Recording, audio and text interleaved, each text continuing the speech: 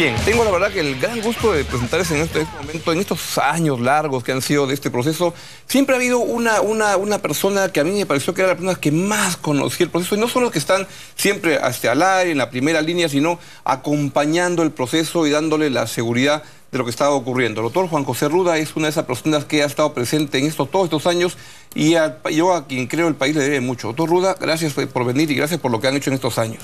Muchas gracias, querido Augusto. Yo me siento profundamente honrado de estar aquí en tu programa, y por otro lado también creo que es una gran alegría para el Perú el haber escuchado este fallo de la Corte Internacional de Justicia y haber conseguido efectivamente una victoria en relación a estos 50.000 kilómetros cuadrados que la Corte nos ha reconocido. ¿Por qué? No es lo que estábamos pidiendo, es un fallo como extraño, ¿no? Porque, explíquelo por favor, ¿en qué consiste el fallo? Si bien efectivamente el fallo de la Corte no recoge al 100% lo que el Perú había reivindicado, sí recoge en un porcentaje considerable el sentido de lo que el Perú pedía a la Corte.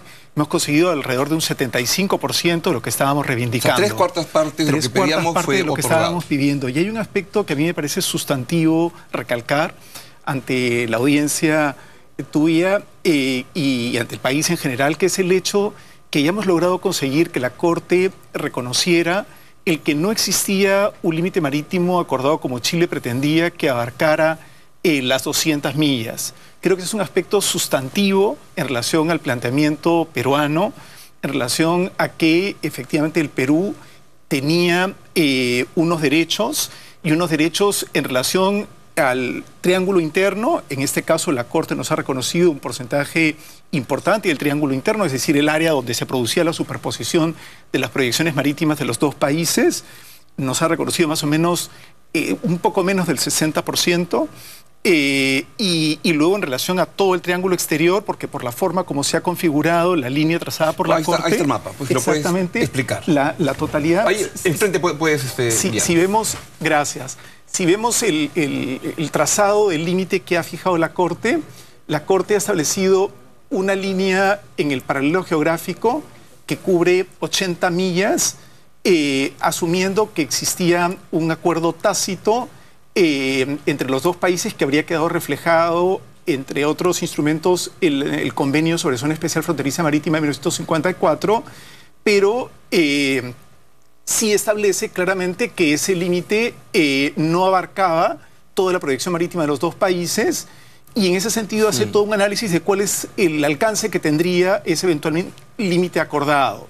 Entonces establece como máximo de esa extensión 80 millas, que sería más o menos el alcance de lo que era la actividad que en ese momento en términos económico-pesqueros se desarrollaba entre los dos países, y más bien a partir de la milla 80 traza, como pedía el Perú, una línea equidistante que da lugar a una solución equitativa en términos de un reparto proporcional entre los dos países del área de superposición, y reconociendo además, cayendo de suyo por la forma como se traza el límite, el área que nosotros llamábamos triángulo externo, que sí tiene una gran significación, porque si bien podía haber alguna actividad de pescadores peruanos en esa área hasta ahora, es un área que, al estar dentro de los espacios marítimos bajo derechos de soberanía del Perú, constituye ahora un área de derechos exclusivos del Perú. Ese es un elemento cualitativo que yo quisiera resaltar muy importante. Claro. Es decir, los 50.000 kilómetros cuadrados que la Corte nos ha reconocido como espacio de derechos soberanos constituyen un área de derechos exclusivos en materia de actividad pesquera y, por supuesto, derechos exclusivos en relación a cualquier recurso vivo o no vivo en el área, ya sea en la masa de agua como en el suelo y subsuelo marino. Y a la vez también capacidad plena para realizar cualquier actividad de investigación. ¿De dónde sale el número de 80 millas? La Corte establece el que habría habido un acuerdo tácito que no se llega a determinar cuándo se habría establecido, pero que quedaría reflejado, por ejemplo, en el artículo 1 del Convenio sobre Zona Especial Fronteriza Marítima de 1954. La Corte acoge el planteamiento peruano en relación a que no había un límite acordado en la Declaración de Santiago de 1952, pero establece que el Convenio del 54, si bien tenía un propósito específico, que era el determinar una zona de tolerancia para pequeñas embarcaciones artesanales, habría considerado implícitamente la existencia de un límite en términos de aludir precisamente a la constitución de esa zona de tolerancia, tomando como referencia el paralelo que constituye el límite marítimo. A partir de eso, lo que hace la Corte es un análisis de, dado que ningún instrumento había determinado con claridad cuál sería el alcance, la extensión de ese límite, cuál sería la comprensión, el alcance, el sentido que las dos partes pudieron haber dado a ese límite en términos de la extensión que habría tenido. Y para eso hace un análisis de la actividad económica de esos países, los dos países involucrados, el Perú y Chile, y considera también otros elementos, como por ejemplo el alcance de unos faros de enfilamiento que se colocan años después, pero el aspecto principal está vinculado a cuál era el ámbito de la actividad económica extractiva que tenía un alcance en la perspectiva del análisis que realiza la Corte, considerando varios elementos de alrededor de unas 80 millas. Es claro un beneficio del proceso, y el otro es que cerramos definitivamente las fronteras del Perú, que era en el fondo el gran objetivo, ¿no? Por cierto, querido Augusto, creo que hay dos elementos centrales que considerar. En primer lugar, que el Perú, en términos de lo que ha sido una opción de paz, ha conseguido que el más importante tribunal internacional resuelva una controversia con sujeción al derecho internacional y una controversia en relación a un asunto que estaba pendiente, como que efectivamente la Corte ha reconocido que había un área respecto de la cual, efectivamente, según el propio razonamiento de la Corte, no existía un límite marítimo. Y de otro lado, hemos cerrado un capítulo de la historia nacional que era precisamente la de la definición de nuestros límites. Claro. Con esto, después de lo que fue el acuerdo de límites marítimos con Ecuador de 2011, cerramos todo lo que ha sido el proceso de definición de nuestros límites a lo largo de nuestra historia republicana. Hoy es un día histórico, sin duda. Esa es la parte buena. La parte mala del, digamos, el lado oscuro de la luna, ¿cuál es? Los tacneños tienen una playa donde si se tiran una cabecita muy larga, se tienen que sacar este pasaporte. Ahí hay un matiz que me parece muy importante aclarar, querido Augusto, y de paso también poder aclararlo a la audiencia, que está referido al hecho que la Corte se ha pronunciado en relación al límite marítimo. Ha establecido que efectivamente el punto de inicio del límite marítimo supone el punto en donde el paralelo que pasa por el hito número 1 cruza la línea de baja marea. Sin embargo, esto yo quiero ser claro, lo ha dicho la propia Corte, que ella no entraba a señalar o a pronunciarse en relación a cuál sería el emplazamiento del punto Concordia en términos del punto final de la frontera terrestre. En tanto, efectivamente, la controversia sometida a la jurisdicción de la Corte era una controversia marítima y no terrestre. Entonces, en primer lugar, aclarar que el límite marítimo ha sido definido por la Corte y la frontera terrestre está perfectamente definida conforme al Tratado de 1929 y a los trabajos de la Comisión Mixta de Límites de ese año de 1930.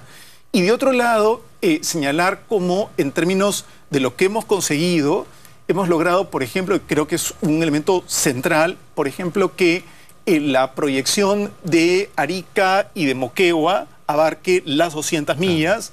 En el caso de Tacna, es cierto que si bien la proyección se ve limitada, sí supone un beneficio el hecho que pueda realizarse una vez que se ha producido este reconocimiento de nuestros derechos soberanos en esos 50.000 kilómetros, una actividad extractiva en las áreas que han sido reconocidas bajo derechos soberanos del Perú de manera exclusiva por nuestros pescadores, que en muchos casos, y eso también es importante, realizan pesca de altura. ¿Esto puede eventualmente generar algunas discrepancias que nos hagan llegar eventualmente a pedirle al señor Barack Obama que arbitre? Yo no creo que eso llegue a producirse.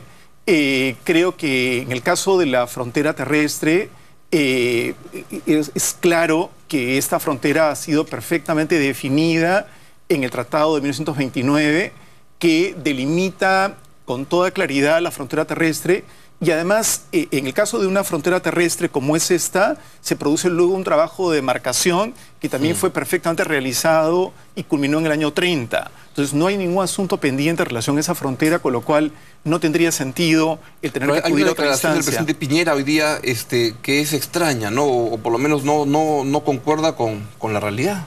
Efectivamente, con todo respeto a lo que puede ser la manifestación de un presidente, creo que la Corte ha sido clara en términos de señalar, además con precisión, en primer lugar, que pueden producirse situaciones como es esta, en donde el punto de inicio de un límite marítimo no tiene por qué necesariamente coincidir con el punto final de una frontera terrestre, claro, si es que mediara un acuerdo entre las partes.